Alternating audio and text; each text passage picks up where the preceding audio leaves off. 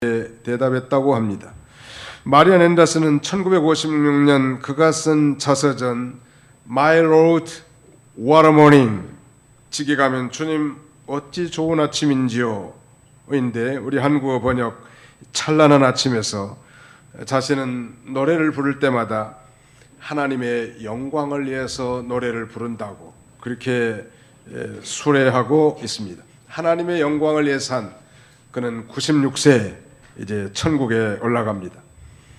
여러분 20세기의 최고의 이 육상 단거리 선수 하면 우리도 기억할 수 있는데 이 플로렌스 그리피스 조이너 서울 올림픽에 단거리 선수로 참여해 가지고 무려 100m, 200m, 400m 계주에서 이 금메달을 휩쓴 삼관왕의 주인공이기도 하지요. 당시의 나이가 28살인데 그는 이 10년 후에 38살에 일찍 하나님께 심장마비로 부름을 받게 됩니다. 메리언 앤더슨과 정다르게 아주 짧은 생애를 그의 달리기만큼 빨리 달려서 천국으로 간 거예요. 저도 아주 인상이 깊은데요. 그때 이 TV 중계에서 그가 우승해서 금메달을 받을 때마다 그는 무릎을 운동장에서 꿇고 간절히 기도하는 모습이 역력합니다. 새빨간 립스틱에 화려한 운동복에 아주 무릎을 꿇고 기도하는 모습이 감동적이었는데요. 우리나라의 MBC TV 한 기자가 직국회에 가서 질문합니다. 이 그리피스 조이너, 당신은 이 달리기를 할 때 무슨 생각을 하면서 달리십니까? 라고 하는 질문에 그녀는 이렇게 대답합니다. 나는 하나님께 영광을 돌리기 위해서 달립니다. 나는 금메달도 명성도 별것이 아니라고 생각합니다. 그와 같은 것들은 아침 안개와 같은 것들입니다. 또 그리고 그걸 저는 너무나 잘 알고 있습니다. 나는 운동장에서도 나의 행동, 나의 경기를 통해 하나님께 영광을 돌리는 것으로 만족합니다. 라고 이렇게 이 기자의 질문에 대답한 거예요. 그가 대답한 이 기자의 질문에 대한 대답이 진정성이 있었는지 없었는지 저는 알 길이 없지만 분명한 거 한 가지는 말을 너무 이쁘게 한 거예요. 자기가 달리는 목적은 하나님께 영광을 돌리는 것이고 운동장에서 자신의 행동과 경기를 통해서 하나님께 영광을 돌리는 것으로 만족한다. 여러 가지 세간의 나쁜 평들도 있지만 아마 하나님께서 그를 일찍 하나님 앞에 불러가는 것은 참으로 아쉬운 거예요. 성경은 우리 성도들이 교회 안에서 하나님 앞에 예배를 드리고 형제를 섬기고 봉사하고 사명을 감당하고 물질을 하나님 앞에 드리는 일이 다 귀한 일이지만 그러나 마귀는 이 거룩하고 아름다운 교회 안에서도 성도들로 하여금 부단히 하나님이 아니라 인간이 칭송받고 영광을 받도록 부추긴다는 사실을 우리가 잊지 않아야 합니다. 우리는 하나님의 영광을 위해서 해야 된다는 것. 그래서 각각 자기가 받은 은사대로 하나님께서 주신 여러 가지 은혜를 맡은 선한 청지기같이 서로 봉사해야 합니다. 그럴 때 하나님께 영광이 돌아가는 것입니다. 성경은 이렇게 증거합니다.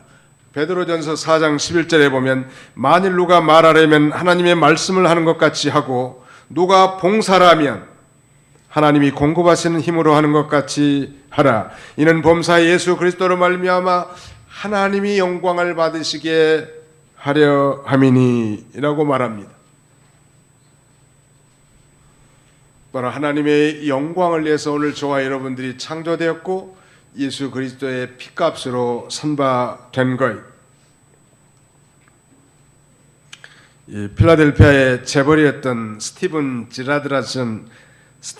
지라드라는 분이 있었는데 어느 토요일에 직원들에게 여러분 주일에도 나와서 방금 들어온 선박의 짐을 내려야 합니다 라고 지시했습니다. 그러자 한 믿음 있는 젊은 청년이 지라드 앞에 공손히 나와서 이렇게 말합니다. 사장님, 저는 내일은 주일이라서 교회에 나가봐야 되겠기 때문에 이 일을 할 수 없습니다. 거기에 대해서 그래? 그렇다면 자네는 나와 헤어질 수밖에 없겠군. 예, 그것은 이미 각오하고 있었습니다. 연로하신 어머니를 봉양해야 할 형편이지만 주일에는 일을 할 수 없습니다. 그러면 총무과로 가보시오. 그동안 당신이 일한 급료를 지불해 줄 것이오 하고 이제 강제 퇴임을 당하게 되는데 그 청년은 근 한 달 동안이나 발이 부르도록 온 시내를 돌아다니면서 일자리를 찾으러 다녔지만 이 마땅한 직장을 구하지 못한 거예요. 그러던 어느 날 이 필라델피아시의 한 은행장이 스티븐 지라드 친구 이 스티븐 지라드에게 전화를 겁니다. 내가 이제 이 도시에 새로운 은행을 하나 개설하려고 하는데 혹시 좋은 사람이 있으면 소개해달라고 부탁을 하는 거예요. 이를 곰곰이 생각해본 이 스티븐 지라드 씨는 전에 자신이 해고한 그 청년을 추천해 준 것입니다. 그런데 그 은행장은 말하기를 이보게 자네가 해고한 사람을 왜 소개해 주는가? 거기에 대해서 하긴 그랬지 라고 대답하면서 그 청년이 주일에는 도저히 일을 할 수 없다고 해서 내가 해고하기는 했으나 자신의 신념과 뜻을 함부로 바꾸지 않는 사람이라야 자네가 개설할 새로운 은행에 모든 돈을 맡길 수 있지 않겠는가? 그러면서 오히려 인정해주고 강력하게 추천한 것입니다. 그 믿음 있는 청년은 지라드의 친구인 은행장에게 발탁되어 전보다 훨씬 더 좋은 조건에서 주의를 잘 지키면서 이제 하나님의 영광을 최우선적으로 산 아주 좋은 모범이라고 할 수 있겠습니다. 우리는 먹든지 마시든지 구원받은 성도들의 삶은 이제 하나님의 영광을 위해서 하라는 거예요. 그 다음에 두 번째는 이 사람이나 교회에 거치는 자가 되지 말라는 거예요. 한번 따라서 합시다. 사람이나 교회에 거치는 자가 되지 맙시다. 거치는 자, 이 거치는 거라는 건 돌뿌리 같이 다른 사람들을 넘어지게 하고 하나님과 교회를 대적하는 자를 가리킵니다. 소위 스트럼블링 블럭, 넘어지게 하는 자. 나 때문에 성도가 상처받고, 나 때문에 성도가 교회를 떠나게 되고, 나 때문에 정말 하나님과 멀어지게 되는 그런 신자가 되지 말란 말. 오히려 나 때문에 형제가 더 위로와 격려와 소망을 갖고, 오히려 나 때문에 그 형제가 더 하나님을 친숙하게 섬기고, 나 때문에 더 열심을 품고 하나님을 섬기게 하는 그런 자가 되란 말. 거치는 자가 되지 말란 말. 거치는 돌, 즉 거침돌의 반대말은 디딤돌이. 부산의 호산나 교회 최아무개 목사님이 쓴 유명한 책 가운데 하나가 이 책 제목이 장로 거침돌인가 디딤돌인가 라는 이런 이 의문의 제목을 통해서 책을 한 권 썼는데 그분이 그 책을 쓴 건 정말 장로를 세워서 하나님의 교회를 잘 해보고자 장로님을 세웠는데 막상 장로님이 되니까 교만해져 가지고 목사님을 도와서 하나님의 일이 잘 되도록 하기는커녕 오히려 반대하고 대적하고 부덕하게 행동을 했단 말. 아마 그렇게 하지 말도록 아마 그런 책을 썼던 것 같아요. 장로님들의 아주 필독서라고 할 수 있는데 오늘 뭐 장로님뿐만 아니라 우리 권사님이나 집사님들이나 아니 모든 직분자들도 나는 과연 사람이나 교회의 거침돌인가 디딤돌인가? 거침돌입니까? 디딤돌입니까? 옆에 사람 한번 쳐다보고 한번 물어보세요. 거침돌인가 디딤돌? 시작. 거침돌입니까? 디딤돌입니까? 우리 교회는 아마 거침돌 없는 것 같아요. 나를 통해서 교회가 정말 아름다워지고 말이죠.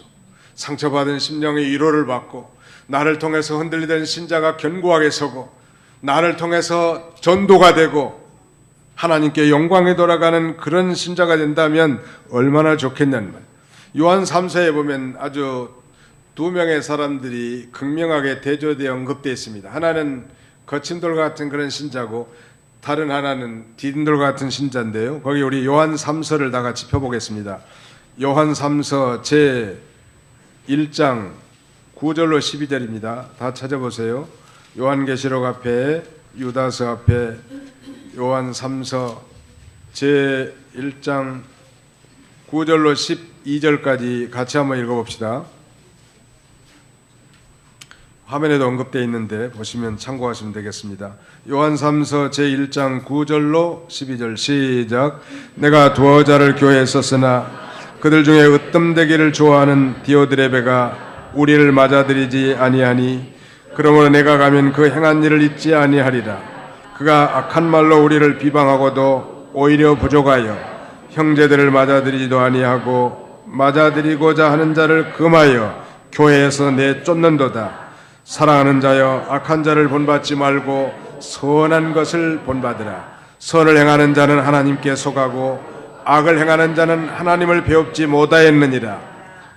데메드리오는 뭇사람에게도 진리에게서도 증거를 받았음에 우리도 증언하노니 너는 우리의 증언이 참된 줄을 아느니라.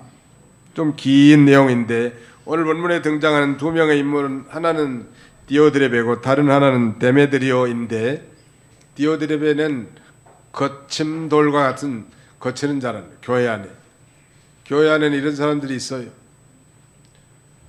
그런데 놀라운 사실은 악을 행하는 자는 하나님을 배웁지 못하였느니라. 좀 노골적으로 말하면 구원받지 못한 성도일 수 있다는 거예요. 하나님을 배웁지 못했다는 그거 아니에요.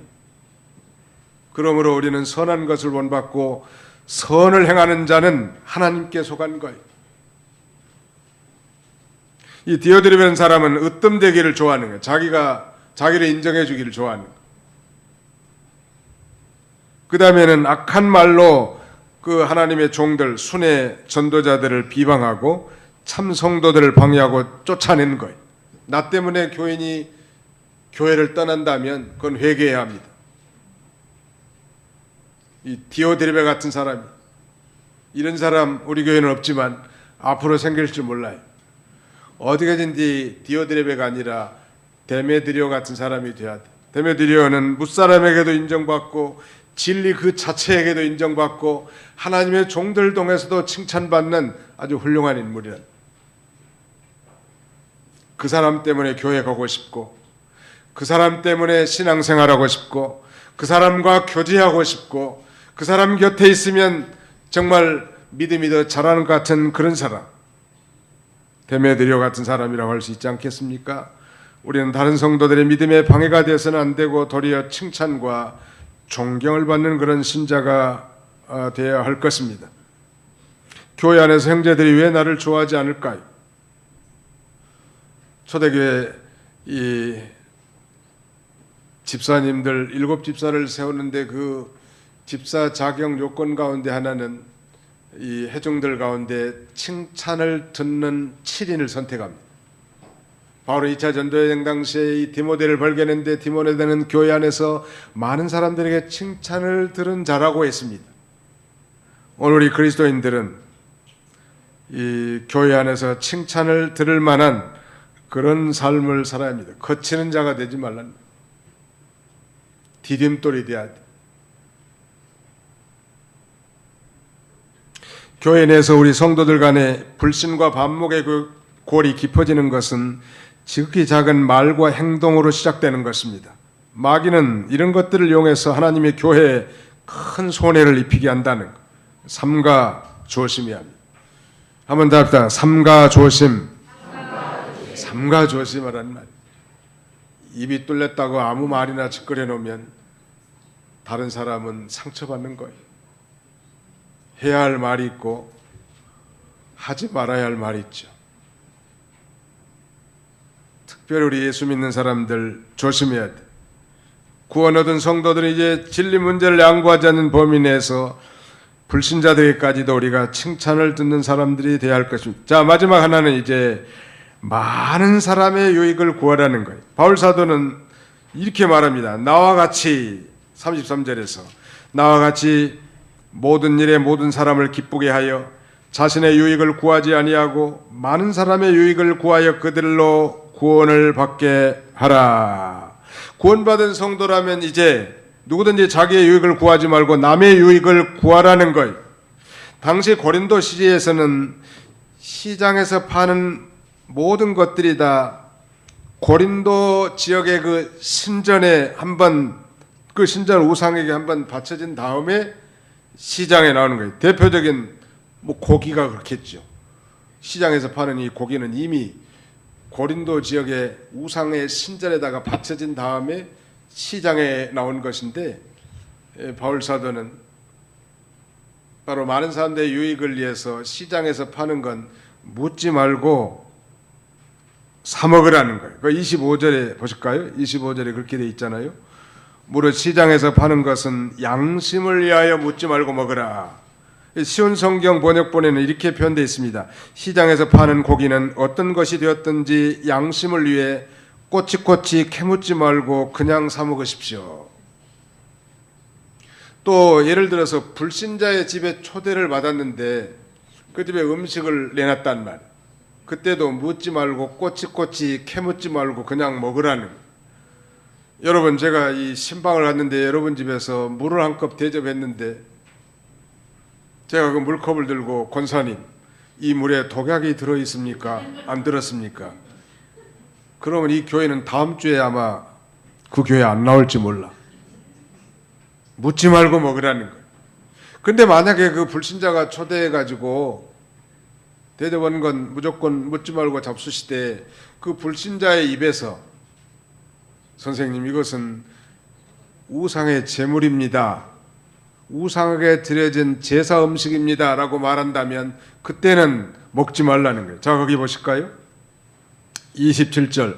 불신자 중 누가 너희를 청할 때 너희가 가고자 하거든 너희 앞에 차려놓은 것은 무엇이든지 양심을 위하여 묻지 말고 먹으라. 누가 너희에게 이것이 제물이라고 말하거든 알게 한 자와 그의 양심을 위하여 먹지 말라. 내가 말한 양심은 너희 것이 아니요 남의 것이니 어찌하여 내 자유가 남의 양심으로 말미암아 판단을 받으리요. 이가 차려놓은 음식은 양심을 위해서, 즉 다른 사람 양심이 상처받지 않도록 꼬치꼬치 캐묻지 말고 무엇이나 먹으라는 것. 왜 내 자유가 다른 사람의 양심에서 판단을 받아야 되는가? 내가 감사함으로 음식을 먹는데 내가 음식을 먹는 것 때문에 왜 비난받을 이유가 어디에 있는가? 거기에 대한 대답이 31절이 그런즉 너희가 먹든지 마시든지 무엇을 하든지 다 하나님의 영광을 위하여 하라 이렇게 되어 있는데요. 다른 번역에는 그러므로 여러분은 먹든지 마시든지 무엇을 하든지 모든 것을 하나님의 영광을 위해 하십시오. 또 다른 번역에는 하나님의 영광을 위해 해야 하기 때문입니다. 우리는 바울은 뭐 생명을 얻기 위해서, 한 사람이라도 구원받기 위해서 유대인들에게는 자기가 유대인같이 대하고 이방인들에게는 자기가 이방인과 같이 이렇게 대했다고 하지 않았습니까? 디모데에게는 할례를 시켜서 유대인들에게 덕을 세우고 그의 수제자인 또 디도에게는 할례를 행치 않게 해서 이방인들에게 복음을 증거하는 데 유익하게 되게 한 것. 이게 무엇을 하든지 하나님의 나라와 영광과 하나님의 이 백성들을 위해서 그렇게 행동하는 것이 우리 구원받은 성도의 행동 원리란.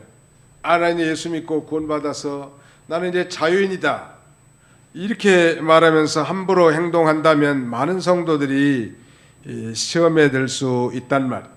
성경은 우리 성도가 다른 사람의 이상에 맞추어서 우리의 삶을 조정하라는 것은 결코 아니고, 다만 자신의 견해가 완전할지라도 동일하게 지체가 된 형제의 유익과 건덕을 위해서 자신의 견해를 고칠 수 있는 성숙한 삶을 요구하는 것입니다.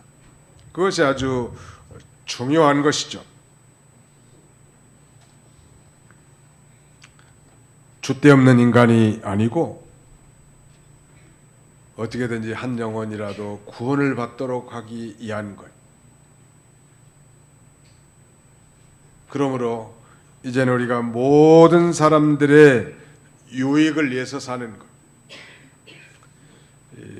어느 비가 많이 내린 날 미국 한 도시의 이 가구점 앞에 초라한 모습에 연로한 할머니 한 분이 서성거리고 있었습니다. 이때 가게 주인이 나와서 할머니를 자기 가게에 이 가구점 안으로 모셔드리는 거예요. 사랑하는 마음으로.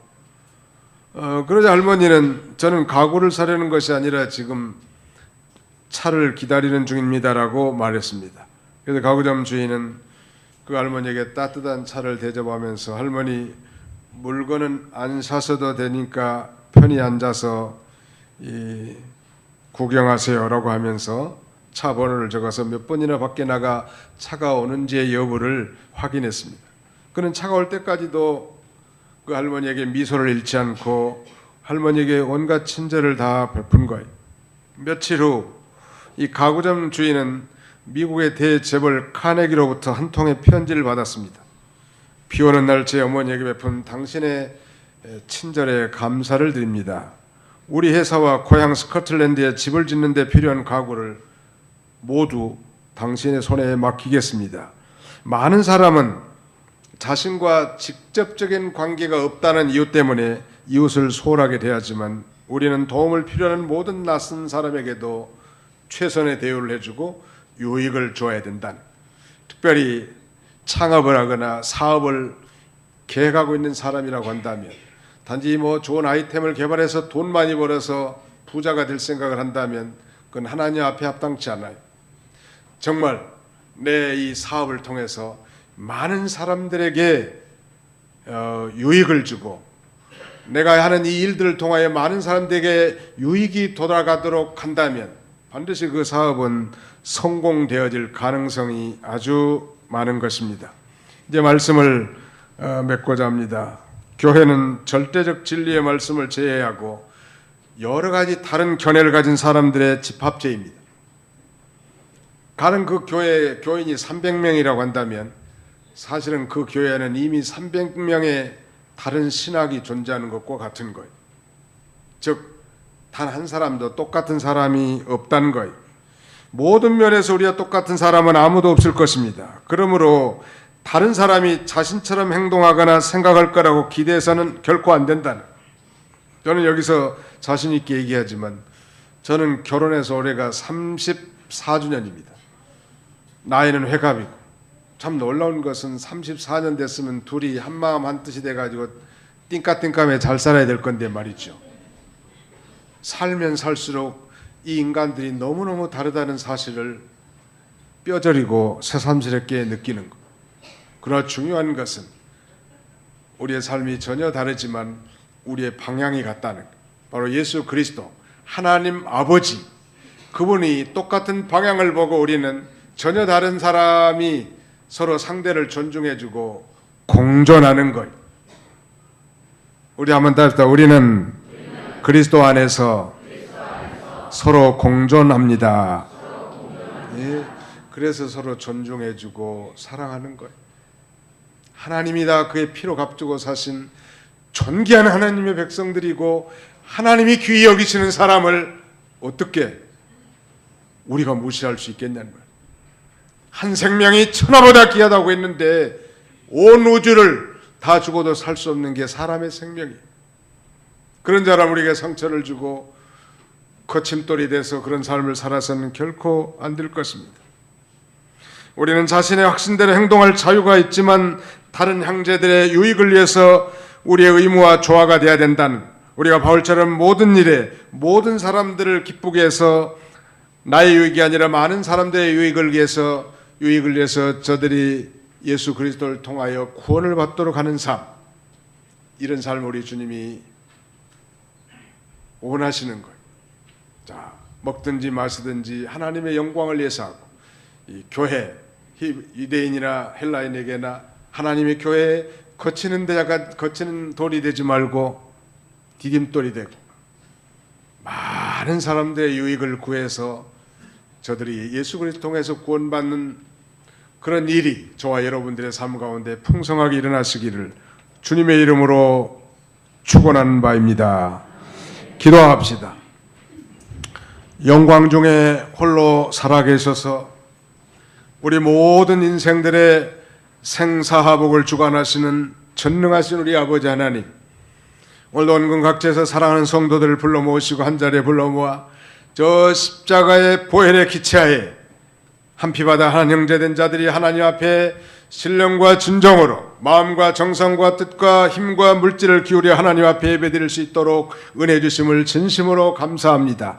우리가 예수 믿고 구원받고 성령을 받아 기쁘고 즐거울 때도 있었지만은 우리의 천국 가는 로정 가운데 많은 난제들, 가정 안에나 교회 안에 이런 산적한 문제들이 있사오니 자비로우신 주님, 날마다 성령님께서 우리로 하여금 명철을 주시고 지혜와 지식을 주셔서 깨닫게 하셔서 날마다 실족하지 않고 이 믿음의 길을 잘 걸어갈 수 있는 우리 모두가 되도록 하나님 축복해 주시기를 원합니다. 무엇보다도 먹든지 마시든지 모든 걸 할 때마다 하나님의 영광을 위해서 할 뿐만 아니라 사람들이나 교회에 거치는 자가 아니라 나를 통하여 그리스도가 확장되며 하나님의 영광이 드러나며 성도들이 견고하게 서고 소망을 갖고 회복이 되고 진리라는 지식이 더해지며 하나님과 더 친근한 이런 놀라운 역사가 있게 해주시고 나의 유익이 아니라 이제는 많은 사람들의 유익을 구하여 저들이 예수 그리스도를 통하여 하나님을 아버지로 섬기는 놀라운 구원의 역사가 우리 가정과 내 개인과 우리 교회를 통하여 충만하게 이루어지도록 하나님 축복하여 주옵소서. 이를 위하여 우리의 인생의 진로에 축복하시고 우리 자녀손들 앞길을 하나님 복주셔서 이 땅에서도 빈약한 인생이 아니라 풍성한 삶을 통하여 우리 하나님께서 영광을 받아 주시옵소서. 예수님의 이름으로 기도하옵나이다. 아멘.